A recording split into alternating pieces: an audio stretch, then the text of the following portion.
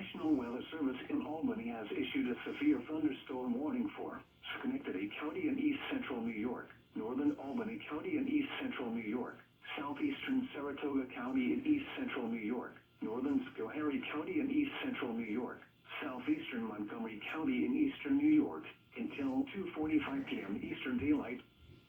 At 1:51 p.m. Eastern Daylight Time, severe thunderstorms were located along a line extending from near Pattersonville Rotterdam Junction to Cobleskill, moving east at 35 miles per hour. Hazard, 60 miles per hour wind gusts and quarter-size hail. Source, radar indicated. Impact, hail damage to vehicles is expected. Expect wind damage to roofs, siding, and trees. Severe thunderstorms will be near Pattersonville Rotterdam Junction around 1:55 p.m. Eastern Daylight Time.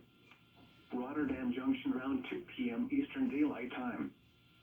Scotia, Niskayuna, Alplaus, and East Glenville around 2:10 p.m. Eastern Daylight Time.